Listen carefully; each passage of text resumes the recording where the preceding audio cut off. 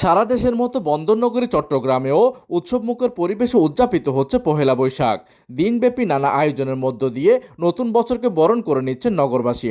সকালে Chittagong circuit house থেকে বর্ণাঢ্য শোভাযাত্রার মধ্য দিয়ে শুরু হয় বৈশাখ উদযাপন।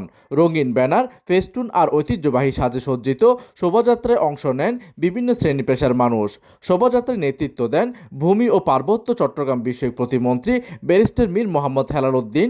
জেলা প্রশাসন, পুলিশ প্রশাসন ও উচ্চ পদস্থ কর্মকর্তা এবং সর্বস্তরের মানুষের অংশগ্রহণে প্রাণবন্ত হয়ে ওঠে পুরো আয়োজন।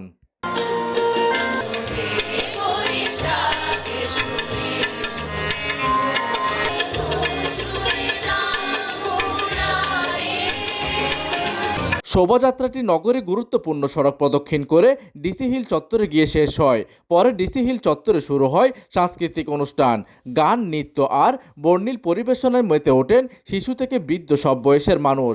হাজারো মানুষের উপস্থিতিতে মুখর হয়ে ওঠে পুরো এলাকা। নতুন বছরের আগমন ও অতীতের গ্লানি মুছে যাওয়ার প্রত্যাশা জানান অংশগ্রহণকারীরা। এদিকে সেন্ট প্লাসিড স্কুল অ্যান্ড কলেজে বর্ণাঢ্য শোভাযাত্রা ও প্রদীপ প্রজ্বলন মাধ্যমে শুরু হয় বর্ষবরণ অনুষ্ঠান। এতে স্বাগত বক্তব্য রাখেন প্রতিষ্ঠানটির প্রশাসক ব্রাদার প্রশান্ত ইগনেশিয়ান কস্তা। অপরদিকে নগরে সিআরবি, পতেঙ্গা সমুদ্র সৈকত, Chattogram city corporation, Chattogram press club, মহিলা সমিতি, বাটালি হিল ও শিল্পকলা একাডেমিতে পৃথকভাবে চলছে নানা আয়োজন।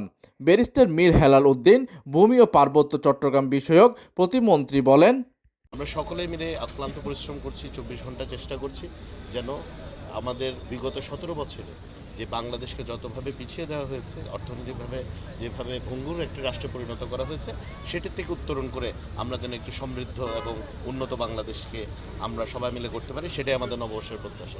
বর্ণিল আয়োজন আর উৎসবের আমেজে নতুন বছরকে বরণ করে নিতে প্রস্তুত চট্টগ্রামবাসী। বাংলা নতুন বছর বয়ে আনুক শান্তি, সমৃদ্ধি আর আনন্দ, এমনটাই প্রত্যাশা সবার। প্রতিনিধির তথ্য ও পাঠানো চিত্রে ডেস্ক নিউজ, দিগন্তের বার্তা 24, চট্টগ্রাম।